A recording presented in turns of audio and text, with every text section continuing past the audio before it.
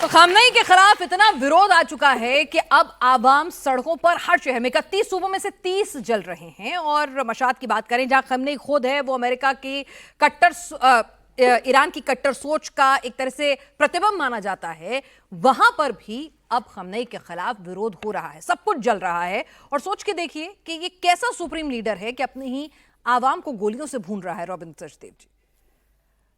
जी हाँ, बिल्कुल। बात ये जो लीडर है ये अपनी रजीम को बचाना चाहता है, मेन ऑब्जेक्टिव उसका है। जब से ये सत्ता में आया है, ये बाय द वे बहुत लंबे समय से पावर में है। खोमेनी जो 78-79 रेवोल्यूशन के बाद आया था, आयतुल्लाह सुप्रीम वो था, पर 1980 में इसको प्रेसिडेंट बना दिया गया था। तब ये करीब 40 साल का होगा, ठीक है। 10 साल एक खोमेनी के नीचे था, फिर जब खोमेनी गया तो ये बना। तो पिछले 45 साल से ये पावर के सेंटर में है, ये सारे दाव पे जानता है। और ईरान में एक चीज हमें ध्यान में, बड़ा अलग सा सिस्टम है। ईरान में जो स्पिरिचुअल लीडर है, इसकी पॉलिटिकल पावर भी है, मिलिट्री का भी सुप्रीम कमांडर ये है। होने को उनकी एक सरकार भी है जो इलेक्ट होती है, एमपीज इलेक्शन लड़ते हैं, पर केवल वही लड़ सकते हैं जिनको ये सुप्रीम लीडर ओके कहे भी हाँ ये लड़ सकता है, ये ठीक है ठीक है ठीक है, ये जरा ज्यादा खुराफाती है, लड़ने ही मत दो। तो पार्लियामेंट नाम की है उनकी जो सरकार है, पावर इसके पास सारी है। बट यस, जो हो रहा है आज ईरान में, बेसिक बात है, जो असर हुआ है अमेरिका की सैंक्शंस का, या यूनाइटेड नेशंस की, जैसे सर कह रहे हैं।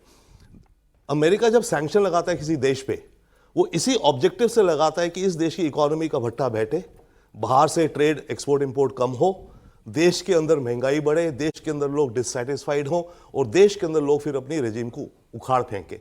नॉर्थ कोरिया में यही फॉर्मूला चल रहा है अमेरिका का, क्यूबा में भी यही चल रहा है, ईरान में भी यही चल रहा है। अब ईरान में इन सैंक्शंस का असर इतना पड़ चुका है कि वहां पर आप एक ब्रेड लेने जाओ तो आप शायद 1 किलो करेंसी नोट लेके जाओगे। तो लोगों को कहा जा रहा है कि भूख का रेवोल्यूशन है ये, इतनी महंगाई हो गई है ईरान के अंदर। तो वो एक बहुत बड़ा फैक्टर है। दूसरी बात हम नहीं तो कह रहे हैं ट्रम्प करा रहे हैं सब कुछ, ये नेतन्याहू करा रहे हैं, मेरी कोई गलती नहीं थी, मैं तो भाई बहुत अच्छा हूं, अपने ईरान का सम्मान बचा के चलता हूं, अमेरिका के आगे घुटने नहीं टेकने देता। यस, जो हो रहा है सारा अमेरिका करा रही है। अमेरिका ने जो सैंक्शंस लगाए उसी का तो असर है ये। अब ट्रंप इस समय प्रेसिडेंट है, वो बात अलग है, बट ये जो सैंक्शंस सारी चली आ रही है अमेरिका की लगाई हुई है, तो हो रहा है वहां पर जो वो अमेरिका की देन है। अब ट्रंप प्रेसिडेंट है तो डेफिनेटली वो ज्यादा आग में घी डालता है, ज्यादा एग्रेसिव दिखाता है, क्योंकि इजराइल को खतरा है। इजराइल और ईरान आपस में एक दूसरे को जाने दुश्मन कहते हैं कि इसको तो मैं कभी जीने नहीं दूंगा।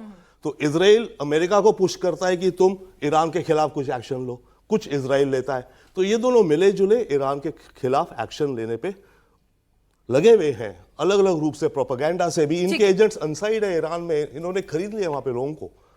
जो टारगेटेड किलिंग्स न्यूक्लियर साइंटिस्ट मरवाए ईरान के, कैसे मरे, इजराइल को कैसे पता है कि ये बंदा यहां रहता है, यहां निकल रहा है। ये इनसाइड स्पाइस कहिए आप, या पैसे से बिक गए, या ब्लैकमेल हो गए, या इस्लामिक रेजिम के खिलाफ है लोग। तो ऑन द ग्राउंड बहुत सारे लोग ऐसे हैं।